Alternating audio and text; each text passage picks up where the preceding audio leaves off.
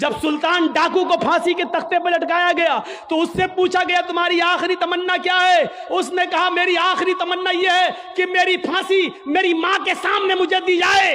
اس کی ماں کو بلایا گیا، کہا تیرا بیٹا تیرے آنکھوں کے سامنے مرنا چاہتا ہے۔ سلطان ڈاکو کی ماں کی آنکھوں میں آنسو آ گئے۔ پولیس والوں نے پوچھا آخر ماں کے سامنے تم کیوں مرنا چاہتے ہو؟ اس نے کہا تاکہ میری ماں دیکھے موت کے وقت پیر کیسے تڑپتے ہیں، ہاتھ کیسے تڑپتے ہیں اور روح کیسے نکلتی ہے۔ کہا لیکن تم اس کے لیے ماں کو کیوں مجبور کر کے لائے ہو؟ فرمایا پولیس والوں تم نہیں جانتے ہو، جب میں 8 سال کا تھا، 10 سال کا تھا، میری ماں نے مجھ سے ایک انڈا منگوایا تھا۔ میں ایک دکان پر گیا تھا، میں انڈا لینے گیا تھا، لیکن ایک انڈا میں نے چوری کر لیا تھا دکاندار کا، اور میں اس کو اپنی جیب میں بھر لیا تھا۔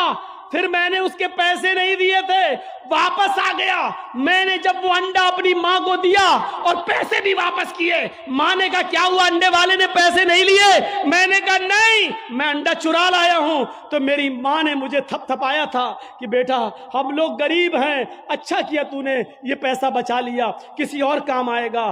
پھر یہیں سے مجھے چوری کی عادت پڑتی ہے، میرے حوصلے بڑھتے ہیں، پھر میں ڈاکو بنتا ہوں، پھر میں نے لوگوں کا مال لوٹا، اور جب لوگوں نے نہیں دیا تو میں نے ان کی جانیں لی۔ پھر میں بہت بڑا لٹیرا بن گیا، اور اتنا بڑا لٹیرا بنا کہ پکڑا گیا اور قانون نے مجھے پھانسی کی سزا دی۔ اگر میری ماں نے مجھے انڈا چراتے وقت جب میں گھر پہ لایا تھا اسی وقت ایک تھپڑ مارا ہوتا اور انڈے والے کو دے کر معافی مانگ لی ہوتی تو آج میں اتنا بڑا چور نہیں بنتا، آج اتنا بڑا میں ڈاکو نہیں بنتا، آج میں اتنا بڑا لٹیرا نہیں بنتا۔